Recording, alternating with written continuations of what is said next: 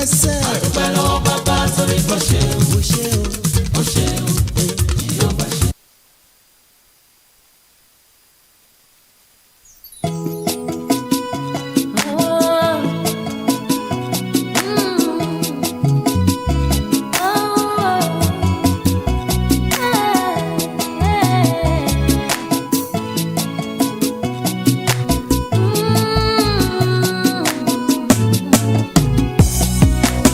I'm acknowledging you for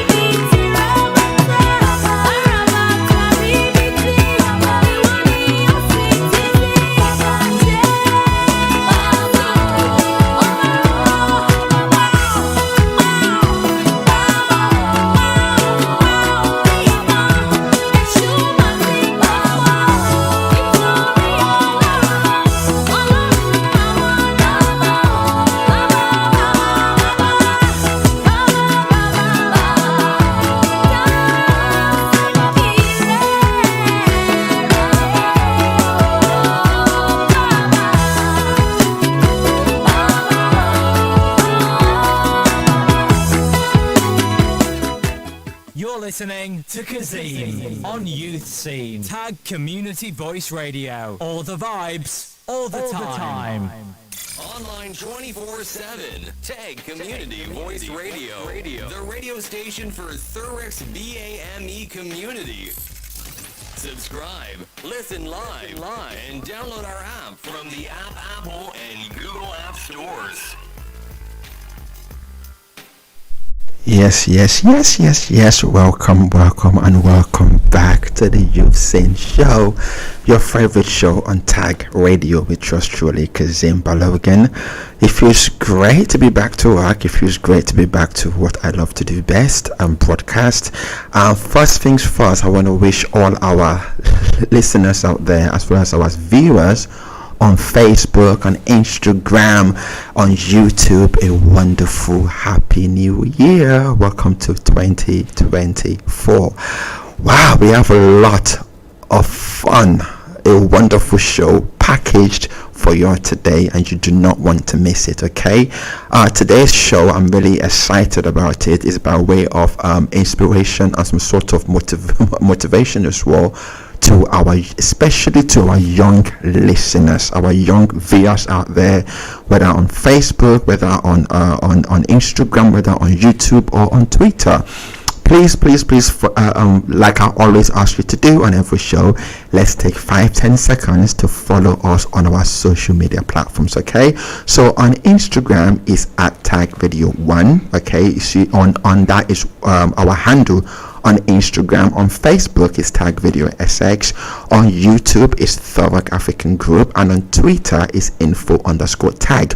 But going back to YouTube, I need you to do things for me on YouTube. Number one, you all know what it is now. Number one, I need you to hit that notification button so that you can be actually automatically notified whenever we release new content. And you also want to hit that subscription button as well, so you can automatically subscribe to our YouTube channel. Today's show is really exciting because the concept of today's show is definitely something that is dear to my heart, and I know it's dear to yours as well, and is that a particular concept that comes from a popular saying that anything is possible and age ain't nothing but a number. Right? Anything is absolutely possible. I mean, with with this current way of this particular generation, given AI, everything is actually possible. So there's nothing actually stopping anyone, because you have technology there. It's way advanced, and also you're young, so you've got that sense of worth that actually I can do this. But actually, what about when you start clocking to your 50s and 60s? Would you have that same drive you would have in your 30s, or would you have that same level of might and strength in your 50s? Because usually in your 20s and 30s, you've got all these different types of enthusiasm, but it's a completely different ball game when you're crossing over to your 50s and 60s. Well, we have my wonderful guest who is actually who has broken actually that traditional norm. But just before I bring on my guest, today's show is literally anything is possible. Like I said earlier, it's actually a show that sparks some sort of inspiration and fuels dreams. Okay, and I'm your host, Kazim Balogan. And today's particular episode is a testament to the power of perseverance and the belief that dreams knows no age. So when it comes to dreams, there is absolutely age is as I said earlier, is nothing but a number. Okay, so on today's show, I have a phenomenal guest who earned his Masters of Laws in Human Rights and Advocacy, and in his 50s, crossing over to his 60s. But that's not the point. The point is, for someone to be that determined, to be that dedicated to the course of completing a master's degree. Actually, this is not a BSc or a bachelor's degree. This is a master's degree, a specialist subject, and to be able to achieve that in his 50s, going 60s, I'm like, wow, that absolutely needs to be what celebrated. Okay, so get ready to be inspired. All right, so just before we dive into our conversation with our guest, I just want to set the tone for today's show. Okay, and the message is pretty clear: everything or anything is what is possible. So listen, it's not about how fast you can achieve your dreams, it's about the journey, it's about the process. Okay, and it's about the things you will learn as you embark on the journey, the things like persistency, the things like perseverance, the things like humility, and the belief that every step forward is a step toward greatness. Okay, it's one thing to have a goal, and it's a completely different thing to do things or to take the corresponding actions that will actually lead you in the way of success. And my guest is a wonderful example of that, who has taken the necessary corresponding actions to achieve a master's degree in his 50s, clocking 60s. Okay, so what I want to do right now, before I bring up my guest, I want us to take a short break. I want you to just reflect on what I've just said, okay? And don't forget to connect with us on social media platforms. Okay, it's very important you connect with us on social media platforms. So again, I will just recite the handles of our social media platforms. On Instagram is @tagradio1. On Facebook is tagradio SX. On YouTube is Thorac African Group, and on you can also follow us on all those particular social media handles, and also you can download our app, our actual radio app, on your smart devices. Like I said, we are in an age of technology, so if you are using an Apple phone, you can literally go to your app store and just type in Tag Radio and download. Or if you're using an Android, for example, you can just go straight into your Play Store and download Tag Radio, and you can listen to us live anywhere in the world. But remember, we are broadcasting live from Essex. Okay, it's a great place to be, and the weather is it's a little bit chilly out there, but it's not as cold. Okay, so why don't you take this chance and make yourself a cup of coffee, make yourself a cup of tea, and when we return from our short commercial break, we will dive into this wonderful show, and where we'll be asking our guests some pivotal questions to actually understand how he achieved this phenomenon success. And if you want to share your stories as well, make sure you actually hashtag anything is possible, hashtag anything is possible on our social media handles. So do not go anywhere, do not touch that dial. We will be back after this short commercial break. Stay tuned. Remember, you are tuned in to the Youth Sin Show, your favorite show on Tag Radio, with yours truly, Kazim Balogan, broadcasting live from Essex, United Kingdom. When Jesus says yes, nobody can say no. When Jesus says yes, nobody can say no. When Jesus says yes, nobody can say no. When Jesus says yes, nobody can say no. I'm not worried about a thing, 'cause I know you are guiding me. Where you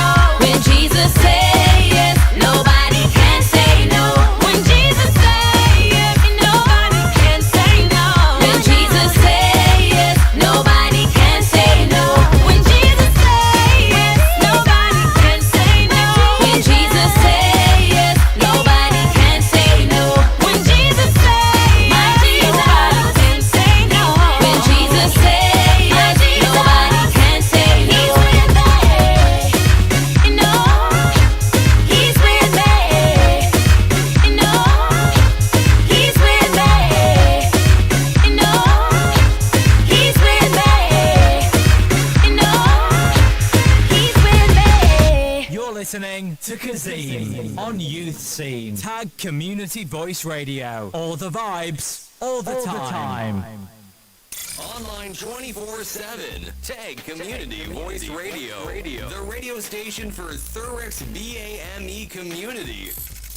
Subscribe, listen live, and download our app from the Apple and Google App Stores. Yes. Welcome back to the Youth Scene Show, your favorite show on Tag Radio, which was truly Kazim Balogan. Right, the music we played just before we went on a short commercial break was a popular hit by Destiny's Child member Michelle Williams, titled When Jesus Says Yes. I mean, who can say no when Jesus actually says yes?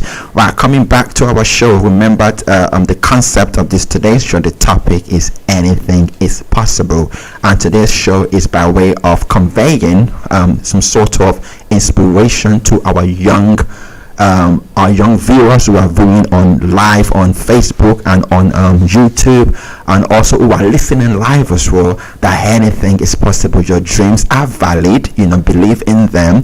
And now to introduce my guest. Just before I introduce my guest, make sure you are following us on social media platforms to get involved in the show. You want to make yourself heard, and we also want to hear your testimony as well. What actually have you achieved that you would like to share? Remember, you can share that with us on our social media platforms.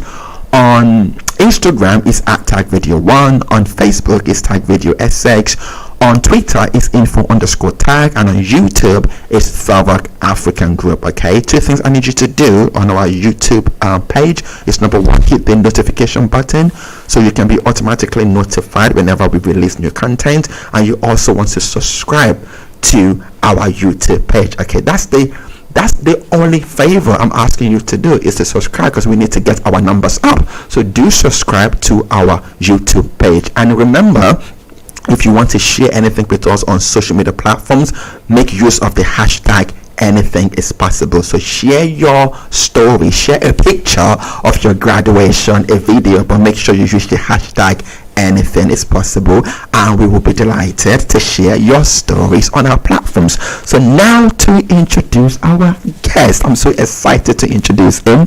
Right, so let's welcome our distinguished guest who, against all odds, pursued his dream in earning a master's in human rights and advocacy at an age some may actually consider, do you know what, let me slow down now. Do you know what? No, it's not going to happen. I'm just going to give up and just pass the baton to my young ones in the 20s, in the 30s. They can get that done. But actually, he persisted, and guess what happened? He conquered. So I am pleased to introduce, first time on the Youth Scene Show, Mr. Olajide Dawodu, the latest ground in town. How are you? How are you, sir? And welcome to the Youth Scene Show. I hope it's your favorite show on Tag Radio.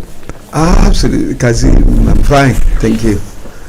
Thank you very much for I'm so excited because I managed to see the video clip where you were called in your, what's it called again, your convocation, and I saw the video clip where you majestically walked the stage and you took a bow, you waved, and I was like, wow, how did you, calling your name to come on stage in front of the thousands who must have attended your convocation, how did that make you feel? Absolutely, I'm highly delighted, and I feel happy that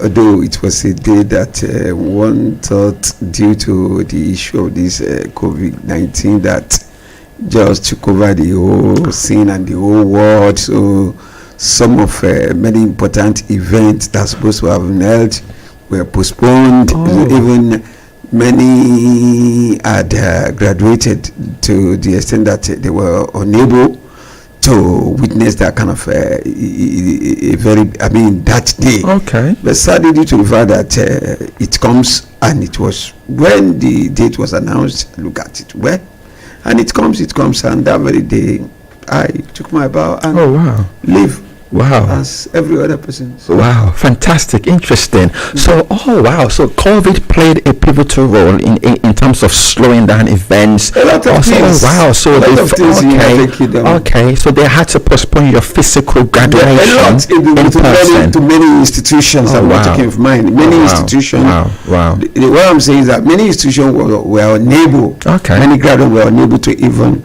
attend this kind of event physically. So when it's come on that, they are just remembered many things that has gone. Wow. And here I am. Fantastic. To God be the glory. It wasn't my own effort. Wow. I just believe that God has been very kind with me. Absolutely. And the journey, although I'm happy that I'm being surrounded by a lot of people who are resilient, that they will push you, they will advise you. Absolutely. And God made it possible. Fantastic. Now I was looking at your profile, and something actually strikes me. Like, your age is quite rare, and I'm saying that with all due respect, because it's quite a challenge to my generation, right? That for you to be able to achieve this accolade at your age. So I want you to share to our viewers out there, so if you don't mind us asking, what's your age, and besides sharing your age, what actually, where did you get the passion, the enthusiasm to still want to pursue this particular goal at an age where others will be slowing down? Basically, there is. I don't want to go into detail of translating Yoruba adage. Yoruba has a strong belief. Yoruba, western part of western region of Nigeria, one of these. There is a particular idea that says that anything that happens to you at your older age is not new. It must have been something that you've been carrying since when you were very young. I remember when I wanted to do my LLB, somebody was saying, law is very difficult, law is very difficult. Then when you look at where I'm coming from, I'm a media person, I'm a journalist, I'm a practicing journalist, love writing, love taking pictures, love interviewing people, researching, reading.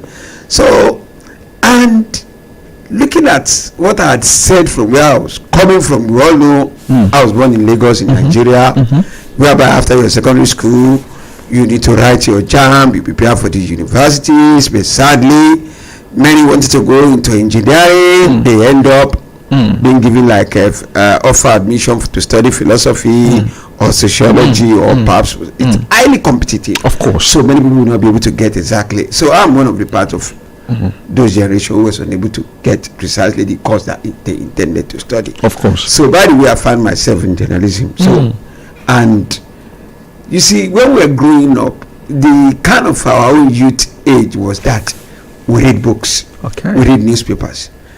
Anybody out there who can testify to a book, a particular book called James Hadley Chase is a series of novels. Then you remember African Writers series, whereby there is a particular books called Pacesetters, where you have the like of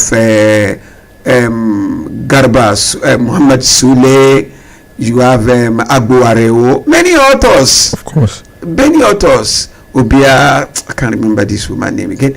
Many authors in this space, whereby you will read many books like Undesirable Element. You read about the directors, and some other plays like the books of Professor Luwale Rotimi, Professor Wole Soyinka, and so even some of the East African writers like Ngugi wa Thiong'o come to Nigeria again, come and see the works of Professor Chinua Achebe, Kole Omotosho, and so on. So these are all of books that I've been reading when I was growing. So, and reading these books, we had the opportunity of reading biography as well. I've read a lot of biography of many prominent men in the world. Is it that of Mahatma Gandhi? Is it that of Mandela, Winston Churchill, Malcolm X, and so on and so forth. So these books inspire ones a lot. Of course. So along the line, I read the book of Chief Obafemi Awolowo, the late sage. He started, many people doesn't know that Baba Awolowo started as a journalist. Then when Baba practiced journalism at the Daily Times of Nigeria, then Baba said later along the line, he was looking at Baba will see a lot of lawyers, and Baba has this kind of dream of studying law. Okay. Baba came to United Kingdom, Okay. and Baba studied law, and Baba came to Nigeria. And you know that the Baba second in command, Chief SLA Akitola, they told the same line. Okay. Akitola was a journalist. In fact, he was editor of a paper. Okay. So later, Akitola too came to UK and studied law.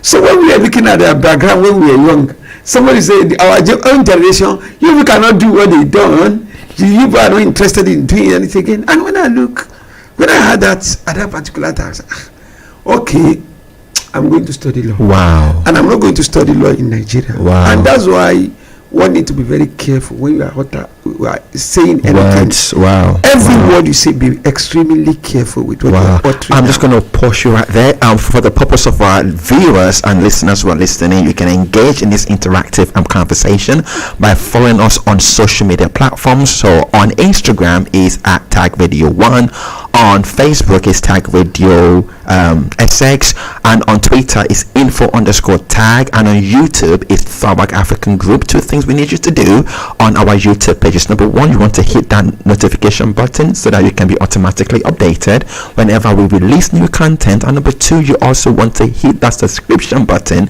We do need to get our numbers up. So if this show has benefit you, the least you could do is to give us a subscription on our YouTube page. Okay, and it's just you want to interact in this in this conversation, make sure you're making use of the appropriate hashtag. So on our Instagram, Facebook, and on our Twitter social media platforms, make sure you make use of the hashtag anything is possible, and share your stories so that we can actually share it on our platforms. We are interested in hearing your success story so we can share it on our platform. Remember, today's show is by way of inspiration, to convey some sort of motivation to our young viewers and listeners that anything is possible.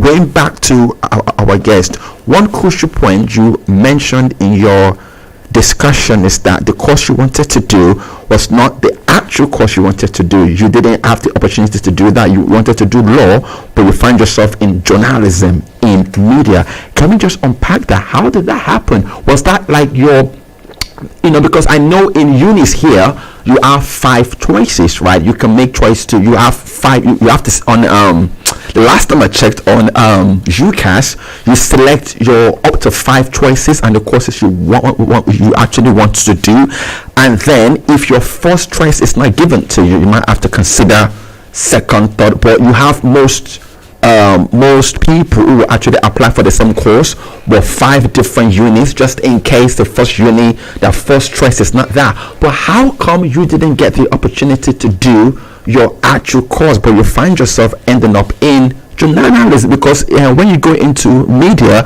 it's completely different from law. It's completely different. So how did that actually happen? Although it's quite related, when you look at, you don't believe that we are in United Kingdom now, and you are citing examples of bringing information about UCAS. In Nigeria, we have what we call JAMB, that is Joint Admission and Matriculation Board. That's what we, that is the board that oversee into admissions into Nigerian universities. And at that time, you have to remember that it's in the 80s, 90s. So at that particular time, if you don't have these private universities, or the university we are the federal university, and the state university we are not even more at that time. So it is extremely highly competitive. And one thing about I'm still saying is that most of the institutions in Nigeria, anywhere you pick second choice, forget it. Forget it. First choice. And it will be very difficult for you to say, okay, you are picking one, you feel this first choice and taking this second, and don't forget about the cutoff mark as well. So all those are the regulations, factors that are there. But because when we are talking about the motivation, because the purpose of this interview is to motivate people. And when you see regarding the information that I've given and all the most important about it is that determination, perseverance, and things that happen along the way. And I've been very, very blessed to the extent that I've met a lot of many prominent Nigerians. When I've said I've read about Baba Bafemi Awolowo, I've read Baba SLA Akitola, but there's another particular person who happened to be a prominent politician in the First Republic. And I'm so close to this man. His name is called Chief T.O.S. Benson. He was the first Nigerian minister for information in the First Republic. So Baba was a lawyer, a senior advocate of Nigeria for that matter. And Baba was a person that loved the young ones, loved the youth. His door is open, his hand is open to people. Baba will engage you, Baba will discuss anything with you. Ask Baba any question, Baba will answer. Any subject, Baba is a walking encyclopedia. He can discuss. No, he knows vast about the politics of the world and when it comes to law as well. So there was a time we were discussing with Baba. And Baba was saying, what I just want to tell you, you ask a lot of questions and most of your questions are relevant. Do you know what I have to tell you? If I should suggest anything, I think if you don't read law, you are just cheating yourself. Try to make sure you study law. So I said, Baba, study law. Say yes. And I said to Baba, I said, if I will study law, I will go and study law in England, United in Kingdom. UK. Can you give me a lot of information about Baba said, no any information you give anybody who want to go and do things. But the information I will give you, if I give you that information now, it's possible maybe I will kill that dream. So I won't give you the information about United Kingdom. You just bear it in mind. You want to go. And one thing about UK, the system is there. There is consistency. The only one thing is that everybody carry his own destiny. But the system is there. And we discuss about books that we've read. Have you read about have you read biography of Mahatma Gandhi? I said yes, I've read. I said, did you read anything regarding Gandhi's experience in United Kingdom? I said I don't pay attention. But I said, go and read again. Go and read it again. Read about his lifestyle. One thing I can just what you just said is the importance of mentors who will actually signpost you in the right path, and that was the role that shout out to that Baba wherever you are, sir. Shout out, you actually produced a wonderful product. Shout out, sir. Just want to go back to your journey. I mean, you graduated in masters in human rights and advocacy, human rights, and I want to, because that really speaks volumes. Most people that do this type of course, they have a motive. There is a cause they're trying to champion that actually encourage them. So what was that? What is the cause for you? Where exactly were you trying to champion? What was the actual real motivation behind you wanting to study human rights? I mean, human rights is very relevant to my generation and more. So what is that firing you that said, do you know what, if there is anything I want to do in law, it has to be in the lines of human rights and advocacy, you want to be able to advocate for human rights. So where did that motivation, what have you seen in life that has caused you to want to walk in that particular path? Thank you very much indeed. Let me take it back to when I was in the Concord newspaper. Initially I was in the magazine, then I was seconded to political desk. That was Sunday Concord. The present minister for natural resources, this present administration has changed a lot of the name of the ministry. It wasn't like the way it used to be before. But I think the ministry, natural resources, mines, and so the present minister is called Mr. Dele Alake. Fantastic man, good journalist. That when you are in his department, just while you are working, he still mentors you. Mr. Adeleke, in our editorial meeting, we bring, if he's talking to you, he's expressing his view, you won't want him to stop because he's ready to tell you everything, explain anything. If he wanted to give you assignment that you are covering a particular bit, Mr. Adeleke will just go in depth, give you all the scope of everything that you needed. Fantastic man. It's like if I should even be working with him now. So at that particular time, and I remember, then we have series of columns there, and we have a particular page we call photoscope as well. People will contribute pictures, seeing like candid pictures. So this day I was in Mushi, and I saw at Mushi Market, I was taking some photographs of two women who were trying to lift a very heavy load. Heavy, we can see the strength, this load, how they were being carrying this load. So when I saw this kind of picture, I said, women in action. That was the caption that comes to my head, that I would take this picture after it's been developed and given to me. I would add the caption, then I would submit it for the editor to publish on Sunday Concord. So I was taking immediately I make this snap. Some hoodlums, area boys just came from anywhere there. And you know them over there, they must have been pickpocketed, doing a lot of things. So if this man could have taken this kind of picture, maybe this man must have taken some of their own bad activities. They just sweep on me. They say, no, you can't go with this camera. We have to seize this camera. You have to say. And I knew the cause of that camera, that if I should allow them to go with it. So I held the camera into my chest. They were saying, just bring this camera. I said, no. And they were beating me. They were beating. Later they said, call him a chief. Let's call him a chief. They call him, the people will come. So then I said, chief. People were just running. Then one old woman was saying, he's not a chief. He's not a chief.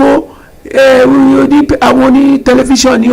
This man must be television, be camera of television. Let's just translate that. That I will need television for the purpose of our listeners who may not understand so what that is. The woman was shouting, who witnessed everything, was saying, this man must be a member of television crew. That's that that's camera for television, because you know those camera 365 36 SM that has kind of this long zoom. Yes. So the mama, being an illiterate, doesn't know anything. When you can see this long zoom, he thought maybe it's for motion picture. And I said, this guy, I saw everything on your photo. He was taking the picture of women. It's not a thief, not a thief. So these they ran away when they heard that this mama had stopped those mob. Wow. Then I was wounded. Oh dear. I was wounded. He took me to a nearby hospital. I can't remember again. I was treated. Then got to, when this information got to Concord office, they interviewed me. It was published, and then the managing director, then Dr. Doyin Abiola, invited me to her office. Spoke to me, encouraged me. Do I lose any amount of money? I know I lost. I can't even remember that amount. But Concord reimbursed. They gave me the money that triple exactly the money that I lost. Okay. So the kind of motivation, the way everything, and as a journalist practicing journalism in Nigeria, there are many areas where my human rights has been violated. You can see that. Of course. Here, this where I'm on duty. But some people came, interrupted on what I was doing. It means that my right has been taken away from you to enable me to do that. Of course. My duty effectively. Of course. So then, am I going to? Is it the one that? Is it some experience with the police? Is it with the military men? So the violation of rights, human rights, so many. Oh, wow. So along the line, I've been thinking. So later, in life, you decided when I came to to do. United Kingdom, I said when I wanted to. Wow. Realize the ambition of the study, and the LLB. Wow. The subject is very, very vast. Of course. So when you come to the masters, you narrow it down. You have specialist. So somebody said, you are very good in contract, you are good in criminal law, you are good in this. I said, no, my rights have been violated severally while performing my official duties. Why can't I try as much as possible to study human rights? As possible, maybe it's possible for me to give back to the society. Wow. Future, I can advise people, can see anything. Then during the course of the human rights studies, it has even opened my eyes to the sense that I know the duty, the service of the international criminal law, and how the United Nations is championing the human rights across the world. And this is actually what gave back to the universally human right that UK and other rest of the world have been proclaiming. Many African countries are signatory to this, right? Sadly, they are the perpetrator of this, perpetrating all this. So there are many aspects of it, and this is actually what motivated. Thank you for that elaborate response. Thank you so much for that. One thing if our listeners and viewers are listening attentively, they will notice that your particular the way you select the course you wanted to do was not actually motivated from a place of monetary resource. It was actually motivated for you want to make a change, you want to make a social change. And that actually speaks volumes, because the way in my generation, the way we select our courses or what we want to do is on the basis of, am I going to make money in this particular course? Am I going to get a job in this particular course? Am I going to have a career in this particular course? But you took a different route. Your motivation was in view of the different violation of rights I face. I must be able to do a particular course that I can give back to my community to support those who actually advocate for the rights of those who have witnessed similar situations as you. And that is one inspiration. Wow, that is actually very, very key actually. Now I want to talk more about your journey, because your journey is a journey of coming to your age, right? Because I noticed in your profile you're clocking 60s now. Yeah, and knocking the door. Wow, it's knocking the 60s, knocking the big 60, it's knocking the door. So what is it that kept you going at 60 to want to? Because literally when I'm looking at it, I'm looking at it from the context of, you would find a lot of young guys like myself or even younger than I, who are a lot more vast in terms of their might, their strength, to be able to ascertain all this information, to withhold or to able to do something as massive as this. But you in your 60s, you're more or less challenging us to 50s, say in your 50s going 60s, you're actually challenging us that actually no, I can do this too. So what was that thing that was fueling you to want to keep going at a pivotal age where people are like to say, do you know what, I'm going to throw in the towel, it may not happen, but here you are in your 50s going 60s with a master's in human rights advocacy. Let's talk more about that. Let's actually unpack that. What was that thing that sparked in you that said, regardless of my age, I can do this? Thank you very much indeed, Kazim. As I said earlier on, you see, I've given you a little bit about my background, the growing up, and the challenges in life. And the most important thing is that if you know where you are going, and especially, I see that many people, the advent of social media, I think, has done a lot of damages to the young generations. Although there's a lot of opportunity there, or perhaps now look at it, virtually all the newspapers, the radio, the television, every organization is there. My own growing up is that we used to read the hard copies. I remember I live in Lagos, and I remember I used to go to British Council in Falomo. Okay. Then we have a lot of libraries then, but now there's no more library. Even at National Theatre has a very huge library inside the National Theatre. Many people doesn't know there's a library in National Theatre. I don't know if it's there now. Then we had the National Library itself, very close to National Theatre. It's about 30-minute walk to National Theatre. That library was in between the police station of, they call it Jora Police Station, and the National Theatre. There's National Library in between. So me and some of my friends, we used to go to British Council at Falomo. We will go there purposely because we intended to read. They have a lot of books. I remember we just need to work with dictionary. And I came across Chamber Dictionary, Oxford Dictionary. Over there, we are looking at it. So these are things, most of these things fascinated us, and we want to read. Then we had programmed ourselves for a long time that the day I read one of Baba's book, although I've read the two books, the three. The first one is called Voice of Reason, Voice of Wisdom, and Voice of Courage. Okay. So in the Voice of Reason, there is a particular page, chapter, where Baba spoke with Nigerian youth. Okay. He said the problem with Nigerian youth is that they sleep too much. If you sleep too much, you won't be able to realize your ambition. Wow. You should sleep Wow. a little Wow. and Wow. plan to read. So, and you know, our own generation is that whatever we read, we wanted to follow it. We wanted to practice it. So, and I said, okay, the problem with Nigerian youth is that they sleep too much. I won't sleep too much. Wow. I will reduce. Wow, that's just wow. The problem with Nigerian youth, whether you are in diaspora or whether you are at home, the fundamental problem is, and you heard it here first, right? We sleep too much. Too much sleep will kill your dream. Absolutely. I want to just touch on something real quick that I've actually noticed is that you were heavily invested in Nigeria. You know, Nigeria is where, you know, where you were actually made, where the discipline, everything was made.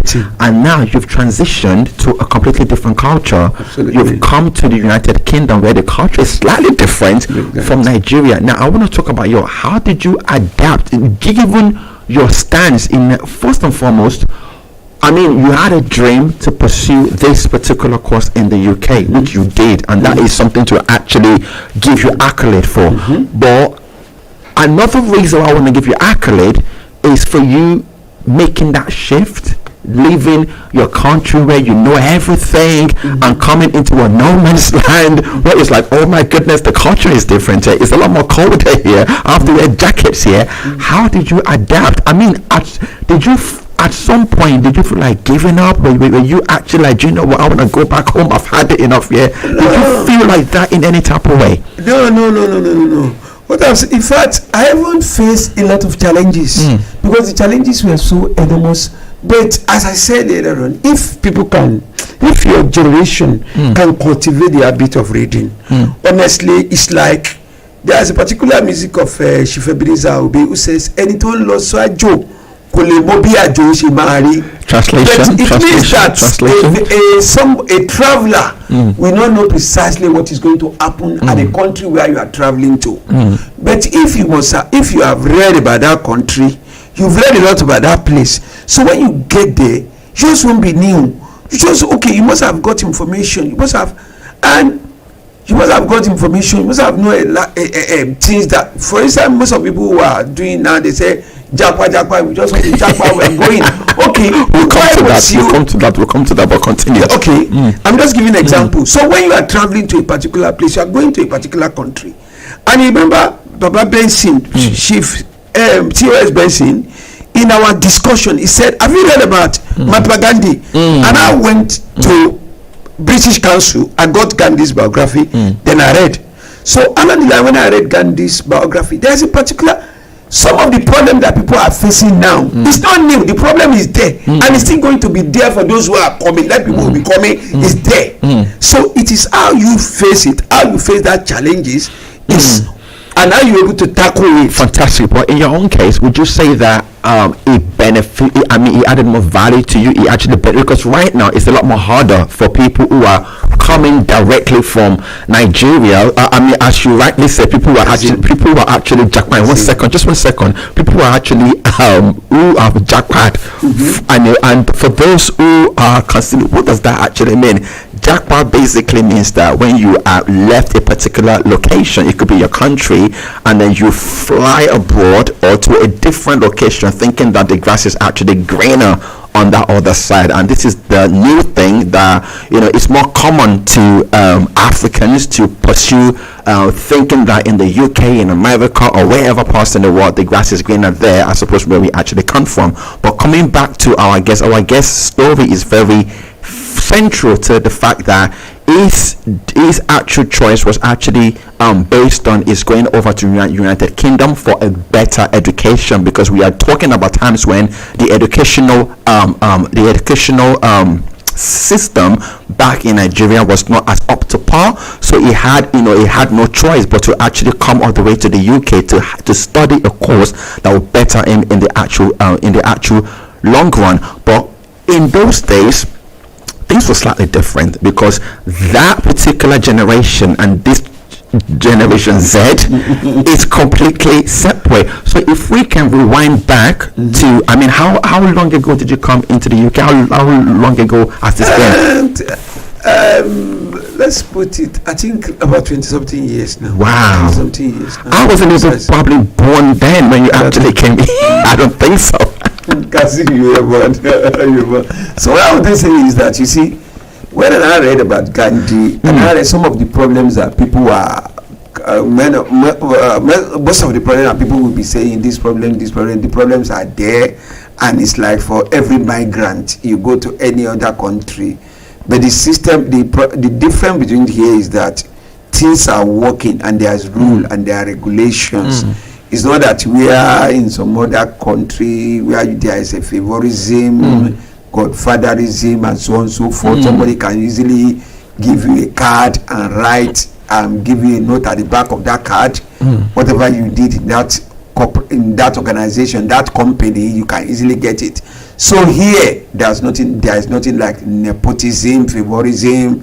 Everything has to be orderly. For instance, let me give you an instance of whereby you are on the waiting list of let's assume that you are on the waiting list for any medical medical issue. If it's not that very, very, very important that has to do with life, you cannot jump queue of that waiting list. Of course, absolutely. Except if it's going to affect your life. If it's something that you can manage, something that you need to do scan, everything you have to follow the protocol. Even let's assume that all the social services and whatever thing you need to do, there are regulations, and there's no anybody who can say because I know somebody, maybe somebody can influence. You can't influence any decision. That is United Kingdom. So coming here now, having read a lot about some of those I can call my heroes, what they face, and those Baba at that time, if you have opportunity to listen to them, they will just tell you, London, these are tough, this, that. But we young ones, the way we are listening to them, we don't even care about what way they're saying. And my own generation at that particular time, our intention, we see the naval officers, we see the we see army officers. We see them in their uniform. Some of them must have done courses in abroad like Sandos. Yes. You see the stickers. Then you want to be like them. You see the lawyers. Whereas even you see some of the chambers, or you see their signposts, they would write so LLB once London. Then I say, okay, these people can go up. They now see those who study in Nigeria. They just see LLB, nothing like that. They don't put precisely where they graduated from. But those who study, those who Baba study in London. They will put it and they will tell you, I'm a British. It's prestige. So my own generation is that we want to travel, and we are not traveling not like this present day whereby I want to go to UK, send in 1 year, I want to send 5 cars, send it to Nigeria. And I had a good job. I've covered many good beat. I've had opportunity of meeting many prominent Nigerians, and due to the fact that I said it was my intention that I want to go and study abroad where I believe that I will work, I will save, so I don't need to go and meet my dad to come and finance it again. So because I still have the younger ones. So I want to come there because you've touched on it's one thing to have a dream, to want to come to the UK to do something this big and not have the appropriate financial backing. That's one thing entirely, and I want to come to that. But just before we come into that part, the educational system you're exposed to in Nigeria is completely a different system you're supposed to hear. So how did you adapt to your lectures, your seminars that you had to go to? How did you find that whole actual experience? To be sincere, it's like when you look at it, anybody who must have passed through educational system in Nigeria, it's not that it's that bad, it's good. The standard is high. When you look at most of Nigerian universities, or even the monotechnics, or even the polytechnics, the system is just as the kind of United Kingdom. Don't forget Nigeria was a colony of United Kingdom. Of course. So the system and that education, everything, the standard is there. No any different. But the problem now, many people, even to study abroad is difficult. Okay. Than that of Nigeria. Let me give you a bit of context there. The reason why I'm asking that question, because I was reading the profile of Chimanda, I can't pronounce her last name. Chimanda Adichie, and she mentioned one very profound statement that got me quite concerned, because I think that it was down to her accent, type thing, where she was being interviewed. And shout out to Chimanda Adichie if you're actually listening in. But what she said was that when she got to America, obviously she grew up all her life in Nigeria, so she didn't identify by race. Race was not a thing, in Nigeria, if you're in an African country, unless you're from Kenya or South Africa. But in Nigeria, we don't identify by race. We identify on the basis of ethnicity and probably religion. So when she came to America, it was completely different. That's when she knew she was black, for a start. And then when coming into a class, the first time the teacher brought a pile of essay papers, and then the teacher said that our essay, actually the teacher, not knowing her, said that our essay was the best that was written in that particular class. The subject don't actually matter. The point is that our essay was the best. And when the teacher calls her a name to identify who she is, she raises up her hands, and there was this surprise on a teacher's face that, what, you wrote the best paper, really? So we can see that it was indirect racism or direct racism, because they think that in this other parts of the world that black people can't do the best, or black people are not expected to do the best things, and to see a black person doing something of that particular caliber is a surprise. So I'm asking that question to say that when you transitioned, because this Nigeria is all you knew at the time. You were familiar with the educational system, you were familiar with the political system, how it actually works. But you've come to a part where the system, the political system, economic system, social system, technology system is completely different to that of Nigeria. So for you to be able to adapt is one thing, and for you to be able to graduate a master's degree in human rights advocacy, I mean, that deserves a round of applause. So we want to know on this show, how was that transition like for you? How was that adaptation like? Thank you very much, Kazim. As I said, everything has to be with preparation and determination. Do you remember? Let me quickly ship in this information to you, and you'll be surprised. When I arrived in United Kingdom, I've never even started working. Guess, can you know the first thing I did and what I did first? Wow, I don't want to be. I had some money with me. Wow. So in the early morning, I went to the corner shop. When I got there, I bought 2 newspapers. I bought Independent and I bought The Times. So my host, when they saw it, they said, I went to go and buy paper. That did I know that because in the evening we were already at that shop, we bought some things that we needed, and I was seeing this. I said, this paper must have been yes, but so I'll come tomorrow. And I asked him, and I said, what time do you normally bring your paper? He said, Elias, 6 o'clock they open paper there. Okay. And also these papers, these are dailies. So let me come tomorrow morning. So the following morning I came. I bought Independent. Then I bought The Times. So when I took, they said, you're buying papers. There is one paper, it's free, Metro.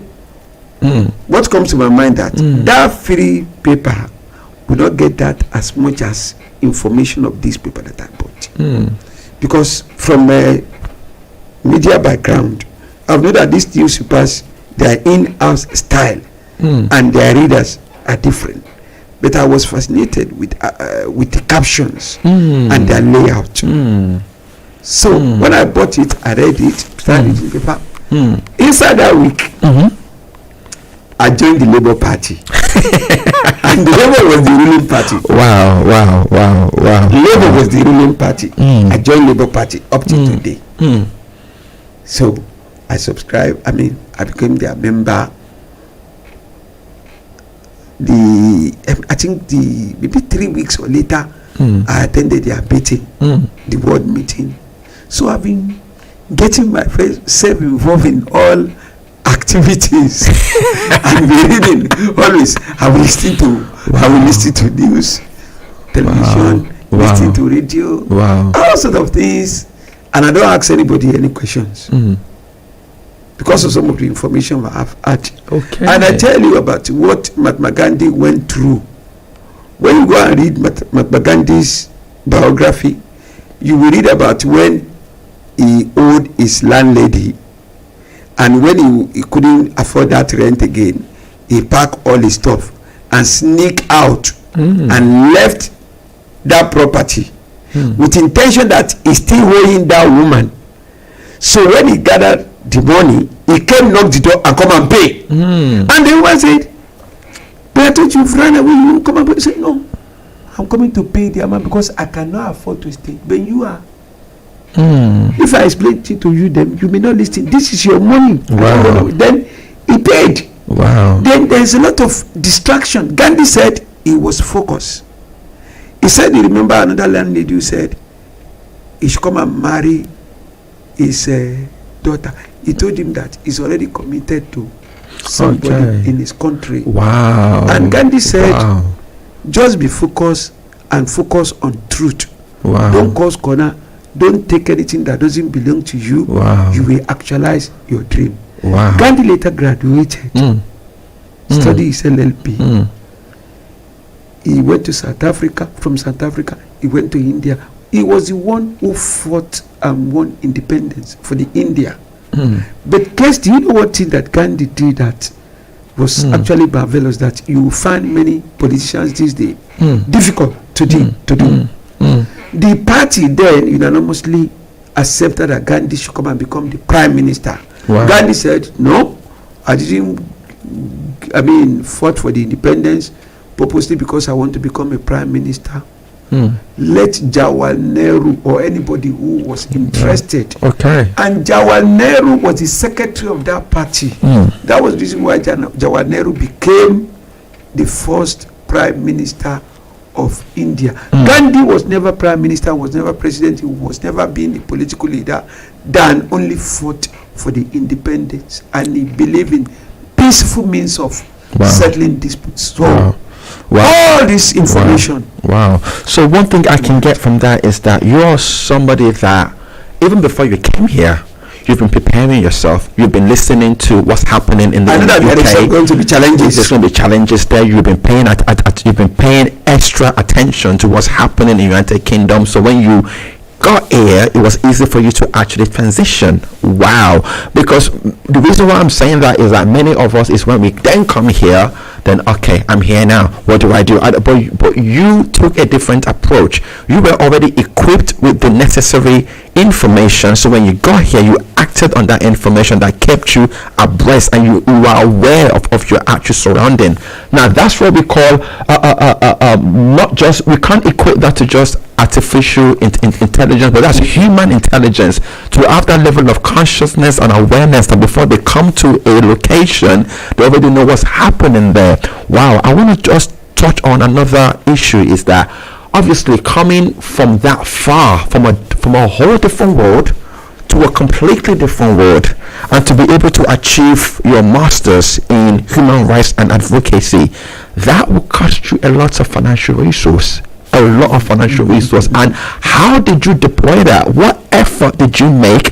Because in my generation, not having enough money is an excuse. Well, I could have done it. Well, I didn't have this, I couldn't do that. But you didn't take no for an answer. So how did you and tuition fees in this country are not cheap. They are absolutely not cheap. So how did you manage that? What did you have to do? What were the pivotal challenges that you went through, and how did you scale through that to be able to make sure that you had the appropriate financial backing to complete this course? Thank you very much indeed, Kazim. You see, being a media person, and we are on here now, and you see, I remember late governor of Lagos, the late former governor of Lagos State, Alhaji Lateef Jakonde.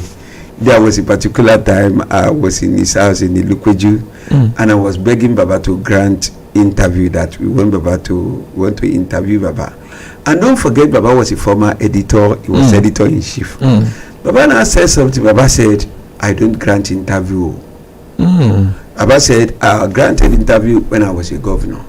And the reason why I granted interview was that I know that I am a public officer. People want to know about me. And I try as much as possible to discuss only what people will know that has to do with governor of Lagos State. I don't want to discuss anything about my wife, about my children, about my family, about my father, about my mother. I will only discuss anything that has to do with Lagos State and anything that has to do with local government. Baba said, if you now try to say, oh, you want to say something about yourself, you will discover that there are some people who are very close to you. They say, oh, don't you see, he's very rich, oh. He has money and he doesn't want to help people. So Baba, when somebody said that, you know, they can say, okay, how many houses have you built? I've got 3 houses. Maybe somebody know that only the one you are living that they need that you built. So he has another 2 trips. Oh, you must have shares in companies. Before you know it, people will start coming knocking door. And one thing about African, if you don't help, if you can't do this, don't mind him, he can't help, he doesn't want to help, he doesn't want to do this. So even, you see, before I accepted to be interviewed, to me, I don't see this as an achievement. I see it as something that is very important that one need to be done. You see about life, many people doesn't know what they call, some people, they will ask them, are they fulfilled in their mind or in their life? The late Alhaji Sikiru Ayinde Barrister, that popular musician, I knew him very well. I had cause to discuss with him, and there was a particular time I was asking him. I said, we were discussing, and I said, do you know that if anybody asks me now, am I fulfilled? I will tell you now, I'm fulfilled. I said, okay, so what? Alhaji, what happened? You that you are rich, popular, fame. He said, no. See, you don't know one thing that I miss most. I was unable to fulfill my ambition, and I don't think I can fulfill it. And this is something that will carry, that is giving me a picture that anytime you think about it, it's not happy. And I said, what is that? Do you believe that I have A levels, complete A levels that I did GCE privately? Then I got all my A levels that can give me admission into any Nigerian university to study law. But you see this music business, people kept on saying, Hangbadi, we enjoy your music, we like you, we like you. By liking me now, they've taken my own time. I was unable to like myself to go and study law. People are calling me barrister now, but this barrister is on music. But barrister are saying going to university to study law. Now I want to tell you, I'm not fulfilled. And he's a well-educated man, has good command of English. So if that kind of thing, upon that, okay, this man was unable to fulfill, is not yet fulfilled. Despite the fame, despite the music, everything, the popularity, but in his mind, what he intended to do, he was unable to do it. Even I've told you now, when I was doing my master degree, immediately when I wanted to do it, a lot of my friends, they were not in support. Some said, supposed to go and look for a job now. By now, you'll be taking 3 figures. You'll be doing this.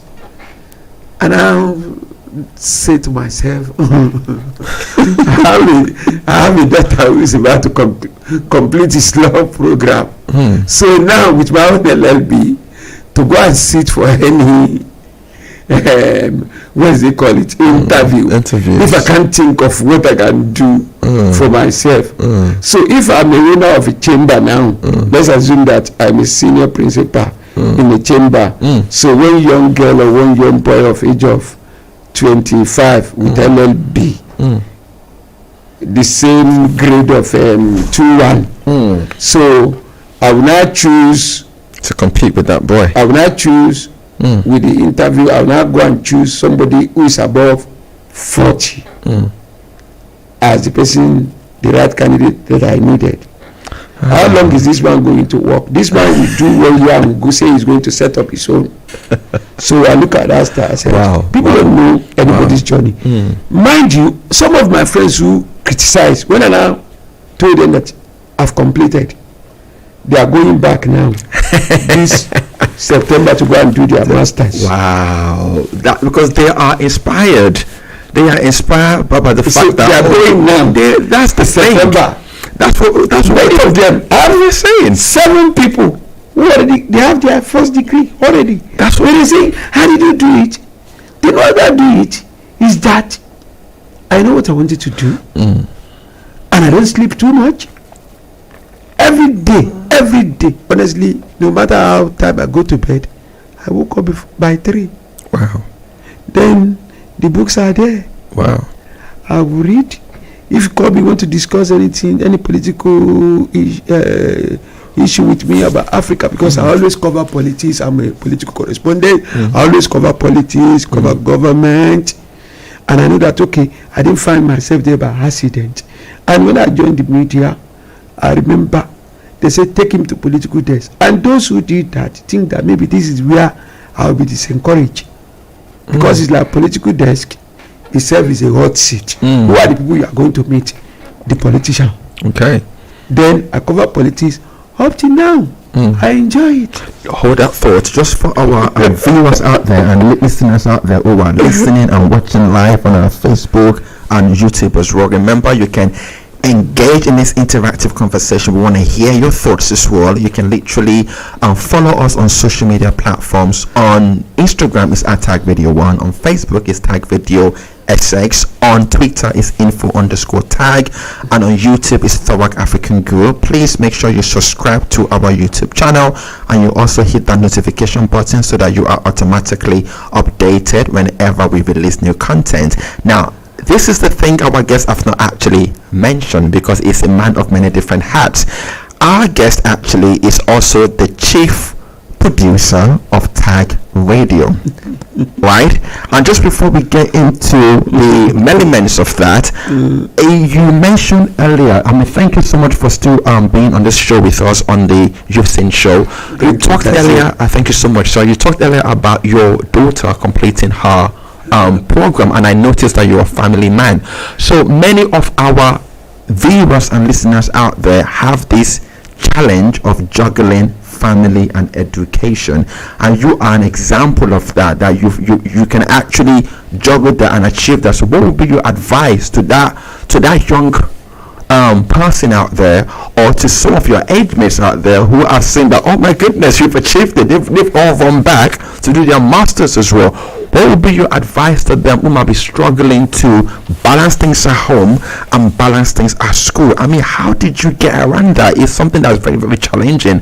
What would be your advice to those viewers and listeners as well who are in that particular boat? Thank you very much indeed, Kazim. You see, everything has to be with has to do with the mindset. And I would have loved to credit the person that has this popular adage. It's a very popular one, but I don't know the source, or perhaps maybe it's an anonymous, whereby they says the journey of 1,000 man began with a step. And many people kill their dreams. Do you know why they kill their dreams? They kill their dream by it's not possible. Some people will tell you it's not possible. And as I said earlier on, maybe Mr. Deleke will be listening to me, because there are many people who listen to our program who can draw his attention to it. He's an editor that I really learned a lot from him. He will tell you that nothing is impossible. I was so blessed that there's another man called Mr. Nduka Irabo. He was the former editor of African Guardian magazine. He was one of my editors. In our editorial meeting, Nduka Irabo to believe that anything news is possible for you to get source, link up with people, ask question. And this kind of people, when you are going on any assignment, they will equip you, give you all the necessary information you need. Make sure this question you ask, make sure this area is touched. So this has been kind of an inspiration to me, that I don't believe that nothing is impossible. Anything legally is impossible if you can plan yourself and work towards it. For instance, let me tell you, I remember I will have my books. When I have my books, even in my car, I put the books in my car, and if I'm going to anywhere, if there is traffic or anything that wanted to disturb me, or I'm coming, if the weather is good, do you know that I have about 5 library cards? Wow. Most of the borough that close to me, I have their library cards. I have the one for Sodok, I have the one for Lujam, I have the one for Greenish, I have the one for Bromley. So all this borough, I can easily go there, Wow. get any material. Wow. And let me tell you, most of the book that I need, they don't have it. They don't have the books that I needed. But my books are inside the car. I'll find a place to park and use the facility of their library. That sitting down, bring my laptop. Okay. And I have determination. This is what I want to do. So, regarding how do I source fund, how do I do this, I don't want to go into that area. Of course. Some of you are closer to me can know that some of my pressure at times is not the pressure that come from me or from my family here. It's that the pressure that come from back home. Of course. And I'm a kind of person that I'm an emotional person. If anybody is being pressurized, I'll just carry it. Although I do a little bit I can do, but my mind will still be there, and I feel sense of guilty that I haven't done enough. Of course. But the most important advice you can give to anybody, if you have any dream, pursue it. Some people are making mistakes. They say, my younger ones are in Nigeria. I want to make sure that they study to any level. I'm working because of them. I want to make sure that they're educated. Educate yourself. Regarding money, person can chase money, you may not get it. Person may not change money and get it. I remember a particular guy, he's late now, Alexander McQueen. You remember? Yes. Alexander McQueen. Very yes. He was the designer of Kate Middleton. Yes. Wow. Williams, Prince Williams' wife. Yes. The guy was so rich to the extent that he committed suicide. What's Is even it funny? money was his problem? It wasn't money. What's even funny is that there's this great rapper in the United Kingdom by the name of Tiny Temper who actually purchased a property that was owned once upon a time by Alexander McQueen. So this guy is popular in the fashion community, in the hip hop music, pop, R&B, whatever community. Is quite known for Vogue, for example. These are guys that Vogue on GQ. So to all of a sudden hear of him suicide, like nobody would have thought. You have everything at your disposal. Why would you? You can see. So you have to believe that it wasn't money. So you need to sit down. What do you want? What do you need? And anything worth doing, it's worth doing well. You need to know exactly what you wanted. How do you going to pursue it? And when you meet people, it's good to listen to people. There are some people where you meet them, you meet good people in them, you meet everything good in them. Those kind of people, don't let go. Find means of being close to them. There are some people where you meet them, they are horrible. It's good, they are dream killer. Anything you tell them, they don't have this positive mind. They may tell you, it's not possible. You don't know how long people. A lot of people are in this country now. They've never do that. I remember when I wanted to start for my driver's test lesson. I've been driving very well in Nigeria. When I go here, I always think maybe government should just announce and say that there will no more driving. The we will not be on the right again. We will go back to life. To left. That was my dream, but I know that was always my thought. I said, this thing is not possible. So all the people that surrounded me, they would say, if you want to call the driver's instructor now, the money they will charge. Oh, they don't want you to drive. That many of them are not driving. So I went to go and buy. I purchased highway code. Wow. Then I take this paper. You know, in Nigeria, when we love book, when you don't want people to know the title of that book, you are going to library, you want to read this book. You now cover the back. You wrap the book, yes. By the time you wrap it properly, where you sitting that they won't know exactly what you are reading. So somebody will now say, you are reading this book, I have read it. They're not coming to disturb you. So I now get my highway code, cover it, wrap it. If I'm in the bus, I read. At home, I read. So later I put everything to my head. Even my instructor, when I wanted to get the instructor, I just get it secretly. He won't come near the house.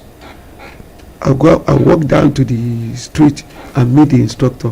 When I told them that I passed, I said, how do you read it? So Wow, that is wow. From what I've heard so far, you are a man full of tricks. You've got a lot of how to do things in a creative way that no one will actually know what you're doing. And then you just come out with, oh, I've done it. And they're like, how did you do it? Like, we didn't see that coming. Do you know that? Wow. As we are talking, I have 3 friends. One of them used to come to this studio before. He said they're going to celebrate me. They want to organize a party. I said no. If you fix a day, I won't come. That's not for the purpose. They say, don't celebrate me. We share it. I'm not coming. Because I've not achieved. Until I don't believe I'm. Wow. I'm not there. I mean, I'm not sure if I agree to that, because I'm not sure if I agree to that, because you achieving a master's in a specialist subject of human rights and advocacy, that is definitely an accomplishment. That is absolutely an accomplishment.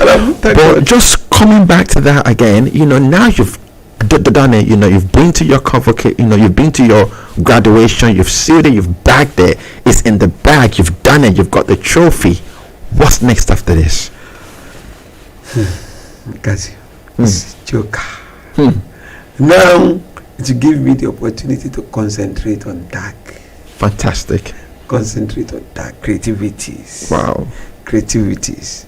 I think I sit down. My mind is devised. I'm thinking what I can do now that will make tag popular more than what it is. Wow. I'm looking forward to the day that we just drive, even every day from morning. Wow. I just come to the studio, see a lot of people, expecting people, and the day tag too, we can be able to diversify. I say we want to have our own annual magazines that will be able to publish a magazine that I will co-edited with some of our directors. Wow. So those are the things I'm looking, because before we midwave tag radio, everything just like a play, and how we started.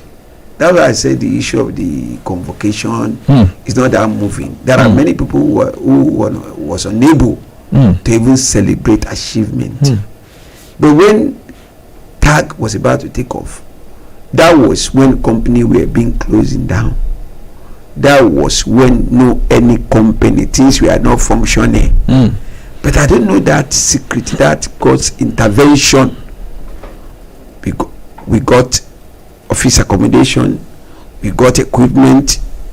Yours, Kazim too, joined the group. You remember? Of course. How you came in. Of course. See how you are performing excellently now. I've actually been looking forward to the day that I will be sitting down, that I will be interviewed. I don't know it will come so also. Maybe I should go and retire now. No, we still come on what to do. Retire and become an author. Wow. So you start writing biographies. Wow.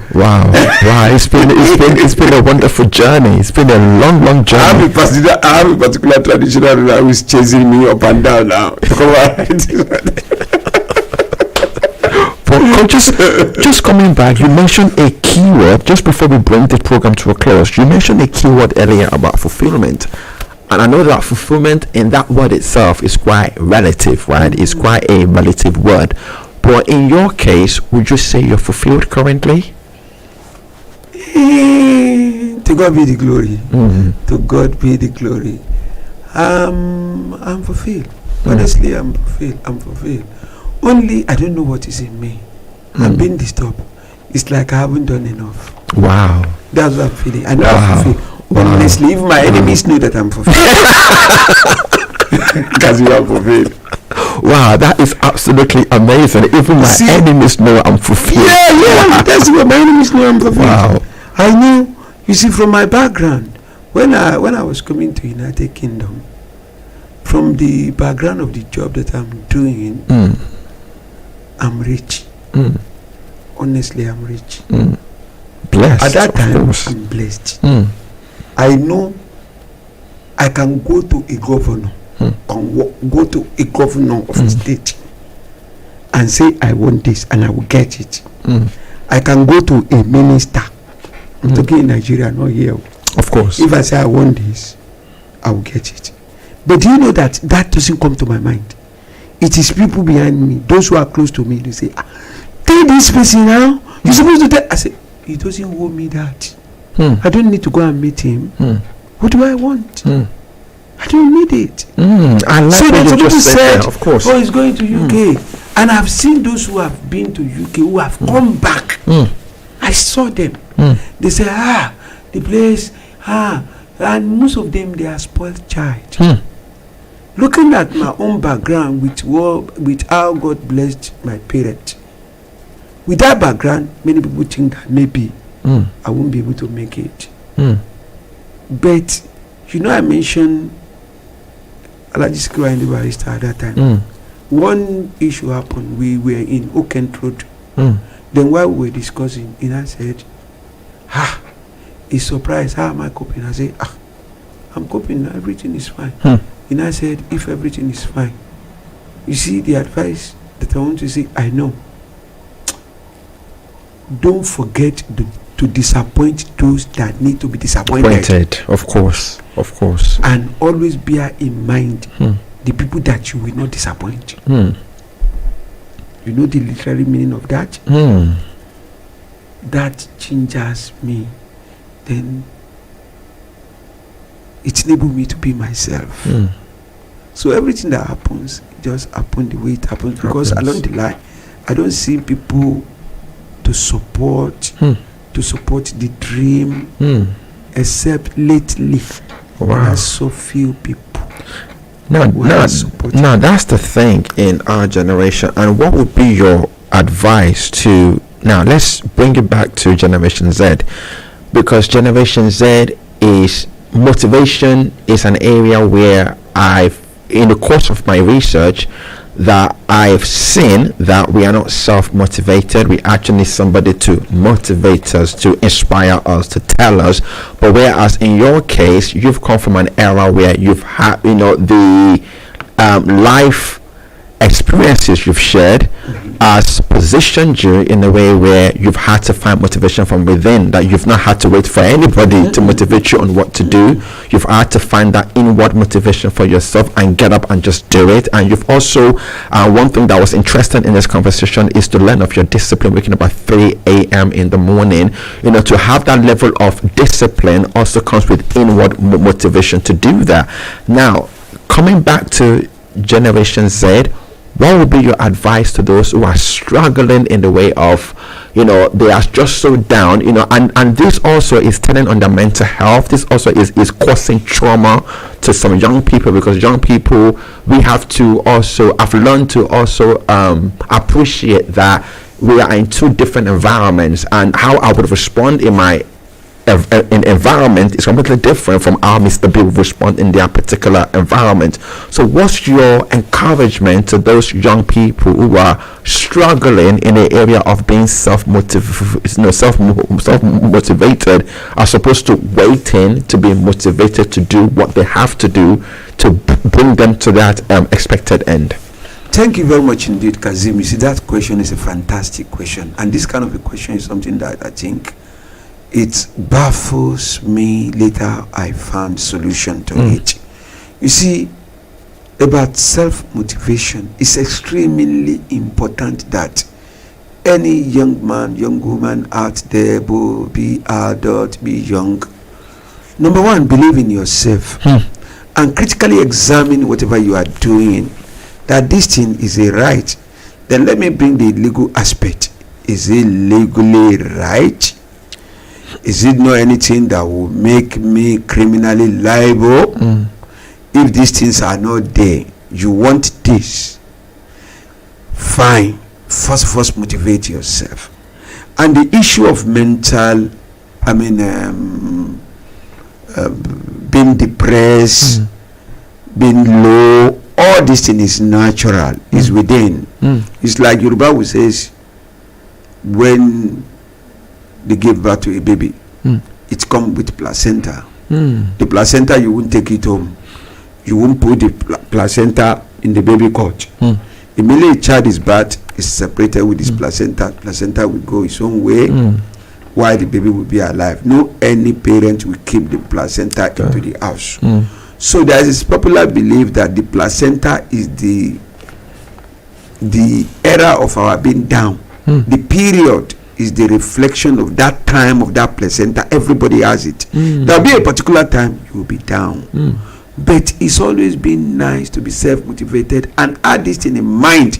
You know, I mentioned that in growing up and the journey of life, God will bless you with people. There are some people naturally they are fantastic, they are nice, they want to support your dream. And there are some people, because of the prices they pay, because of what they experience, they will tell you it's not possible. They want you to experience it. Unlike me, I've decided that anybody that wants to be supported, I will support that person. And if anything, I won't be part of anybody's destruction, no matter whatever that person must have done.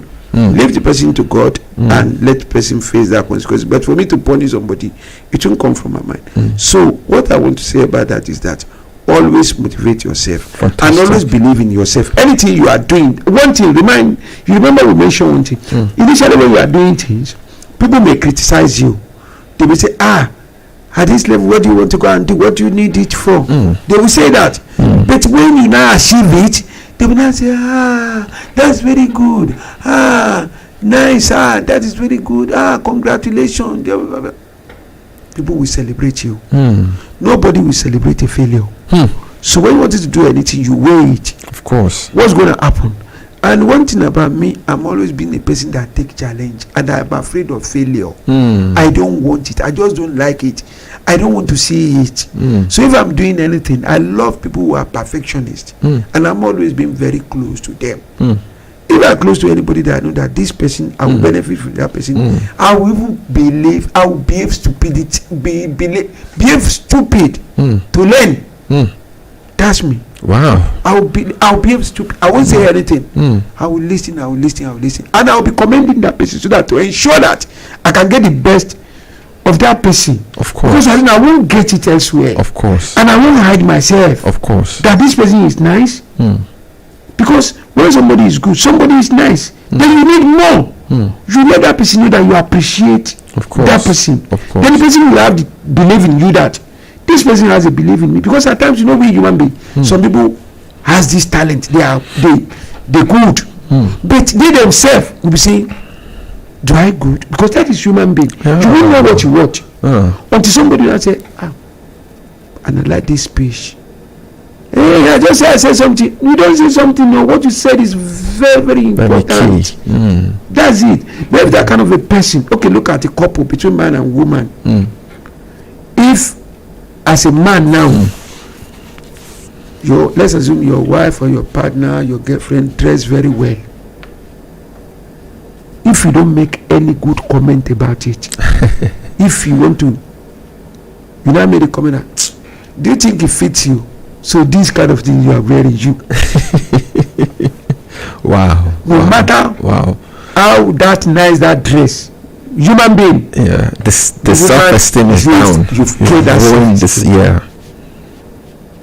That's why they advise women that any man who will not commend you, who will not support you, who will not motivate you, and it work for a man as well. If you don't have friends who will motivate you, who will support your dream, but you first of all believe in yourself. Of course. When you believe in yourself, anything you are doing, Kazim, you will know for some years now. Absolutely. Some of the things that I discussed with you. Of course. I think with women though it works differently, because when it comes to women, they hear things differently, and I know that men hear things differently. So for example, you might tell a woman, that's why it's very important, like you said, be conscious of your feedback. Don't give feedback in a way where it destroys people's self-esteem or it actually tears them apart. So for example, I remember this is a few years ago. So my wife puts on this dress, and me being direct with my tongue, I've learned to be very, very diplomatic with my feedback now. But I was very, very direct. I just said, I don't like your dress, and then she took it to be, you don't like me because I'm the one in the dress. I thought, women hear things differently. So if you're gonna make that kind of comment, goes beyond what you said. It goes beyond what you say, because what you say is what they hold on to. Whereas for a man, you could say something. For most men, not all men, most men, you could say something to me and I'll be like, oh, whatever, and just that's not really important. But for women, it's different, because they hold on, especially if it's coming from their spouse. They hold on to it, that's what you think of me, seriously. So I've learned to, your feedback must be seasoned, and that's something important, that don't be too hard on yourself. Don't beat yourself up. Recognize that you're good, in wherever you are in life. And one thing that you've also helped me to learn in this conversation is that don't compare yourself to anybody else, because we do that a lot in our generation, where we feel like, hang on a minute, if Mr. A is doing it, then what's wrong with me?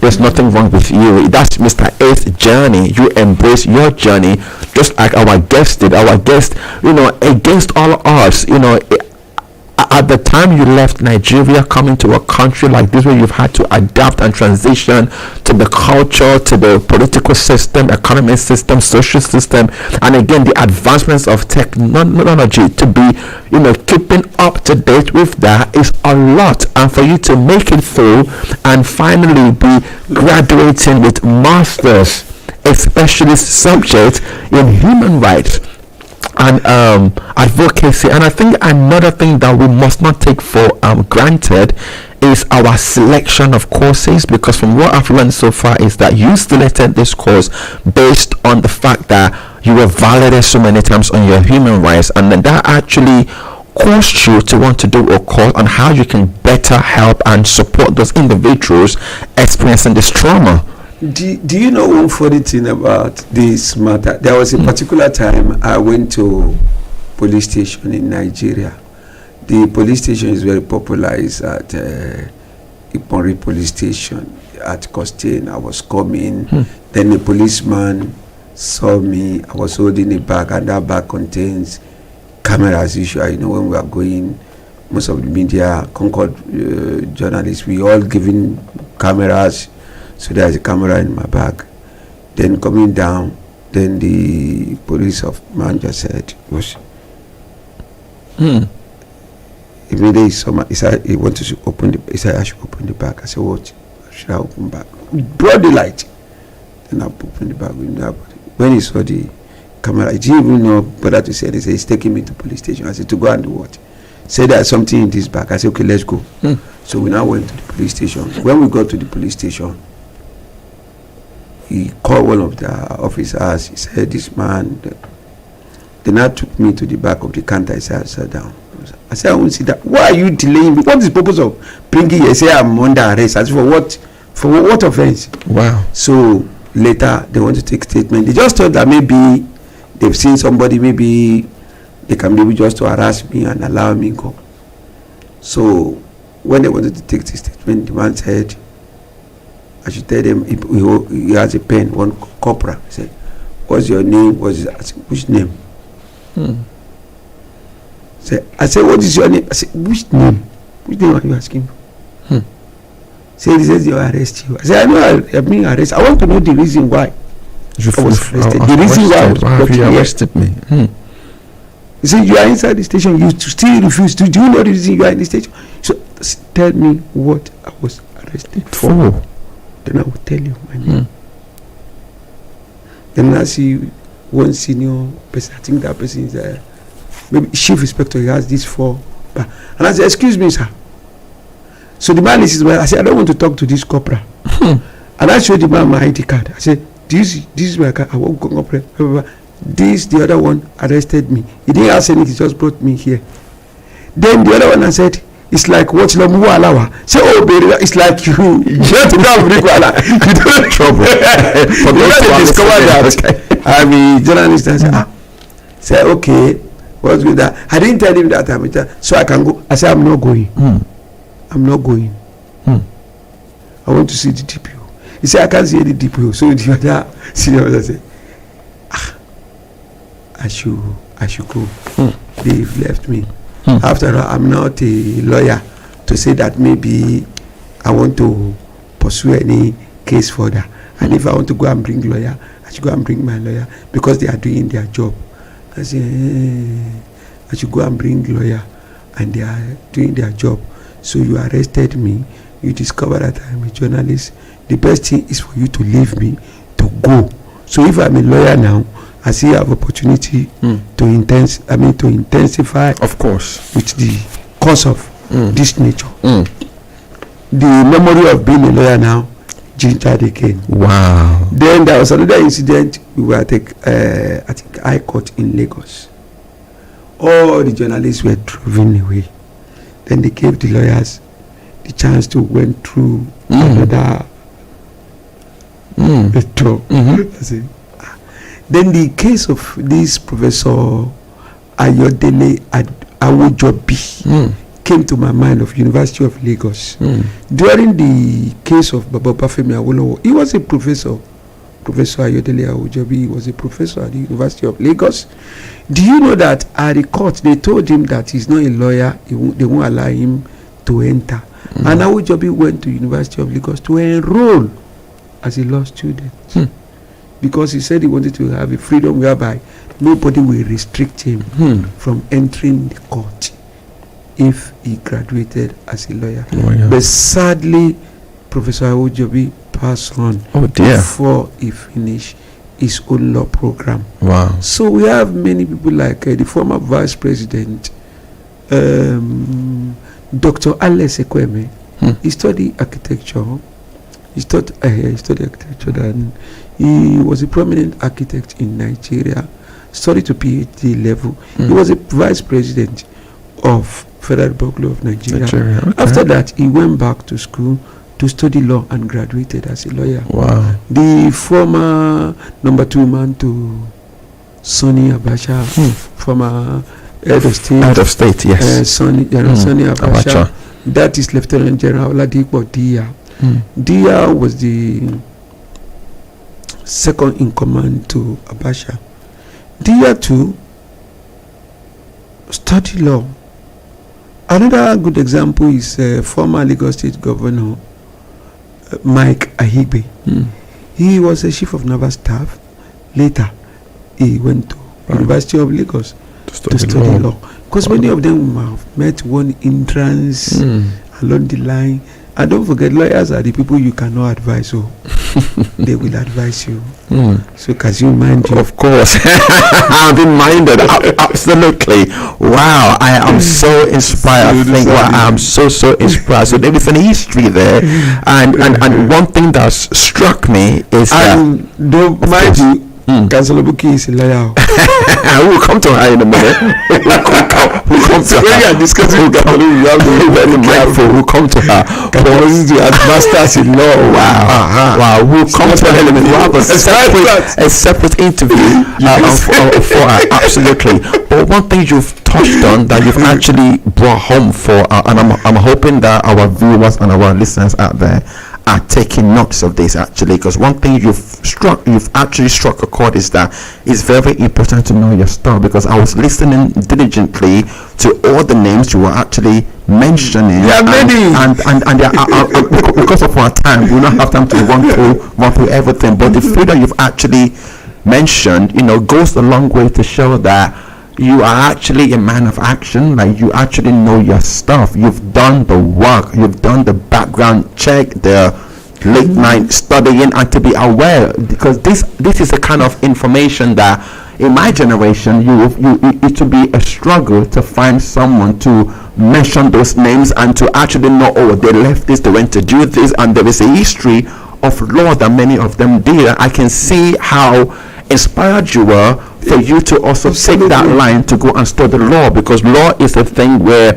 it's like a weapon. You are aware, you know the legal side of things, and you are able to go to court and defend that motion. That is absolutely incredible. Once more, congratulations on behalf of Tag Radio, on behalf of the Youth Central. Want to wish you a congratulations to our latest graduate, the holder of Masters of Human Rights and Advocacy, and we absolutely wish you the very best. And one thing that our listeners need to know is that it was intentional that we didn't introduce him as head producer of Tag Radio, but actually our guest that we just spoke to on the Youth Scene show is actually the producer of the Youth Scene show, first and foremost, and number two is the head producer of Tag Radio. So you can see that, you know, in spite of that, looking at how busy, how hectic, I mean, for somebody to be a head producer of a radio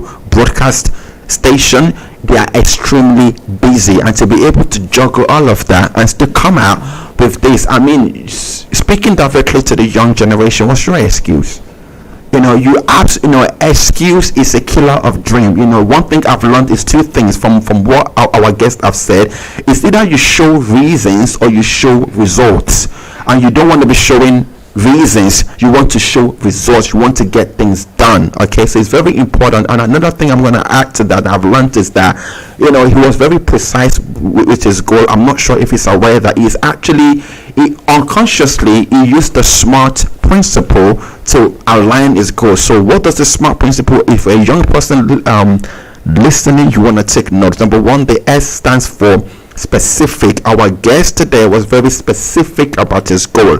He wasn't trying to do everything and anything. He was very specific. He wanted to come to the country and study law, you know, and it was actually inspired by his experience of violation of his rights. So he was specific enough to actually identify that and be able to prepared to face no matter what the consequences are, to come to the UK, to adapt to a country that is culturally different from Nigeria, to be able to study that. So that is being specific. So as a young person, are you specific in your goal? Number two, M stands for measurable. You've got to be able to measure your goal. You've got to be able to measure. You've got to be able to know that have I actually achieved this particular goal. In this case, I mean, him measuring his goal is the fact that he graduated with masters, especially subject in law, in human rights and advocacy. So definitely he must have measured it. It's going to take me this time. I've got to apply myself and do whatever it is I need to do to make sure this goal is measured, and by way of graduating, definitely becomes achievable, which brings me on to the A part. The A stands for achievable. Our guest clearly achieved this goal because one, he was specific about the goal he wants to achieve. He was able to measure that goal, and by measuring, he was able to achieve it by actually graduating for his masters in human rights, in masters in human rights and advocacy, and that's SMA. And now the R stands for relevant. You know, one of the mistakes that young people make is that your goal is not relevant to you. Your goal can be, don't look at the situation, don't look at the circumstance, look at, is this goal relevant to me in spite of the odds against me? And that's one of the things that I've learned from our guest. His goal was relevant to him. He wanted to do law. You know, it was focused on doing law. So many young people might actually be looking at goals. That goal may not be in this type of season. It may not be relevant to you. It may be relevant to somebody else. You know, our guest did not actually measure his relevance by looking at somebody else or by actually operating on somebody else's watch. It was focused on his own watch and focused on the goal that was relevant to him. So make sure your goal is relevant to the core of who you are and what you want to do. And finally, your goal has to be time bound. So the T stands for time bound. Our guest here definitely, even though there was challenges of COVID, he could have graduated years ago, but unfortunately COVID pushed the bar for him. So hence the reason is actually graduating in 2024. But everybody experienced the issue of COVID. You know, many people were actually doing online graduation, but our guest was determined to do it for this hard work. He didn't want to be recognized online. It has to be in-person convocation, which is absolutely fantastic. So there we go, time bound. Every goal has to be time bound. So as we draw this program to a close, as our conversation with our guest, Mr. Oladeji Dawodu, thank you once more for appearing on the Youth Scene Show. It's been a wonderful experience, and I'm pretty sure our young people, who are tuned in, have learned a thing or two. I certainly have. You've actually inspired me differently than I was already actually inspired. So as our conversation with our guest comes to a close, I need you to remember that the journey to success may have twists and turns. In the case of our guest, his journey has twists and turns, but as long as you believe himself in the way that he did, you believe in yourself, just as he identified, believe in yourself and believe in your dreams. Don't hang around people who will tell you your dreams aren't realistic, your dreams are not possible, you are becoming over ambitious. This is not, what you have to understand is that these people may actually be projecting their own fear, because it didn't happen for them. So they may be projecting their own fears on you, that if they can't do it, or you cannot do it, what makes you think you can actually do it? And I will give you a classic example here just before we draw this program to a close. There's this famous hip-hop celebrity. I don't really listen to hip-hop that much, but I like to every now and again read success stories in that particular industry. And there was a guy called Jay-Z, who is alleged to be the best rapper in that particular industry. He's also the husband of the popular pop artist Beyonce. Now, when he wanted to go into this particular industry, there was a guy called LL Cool J. I'm pretty sure many young people know who LL Cool J is.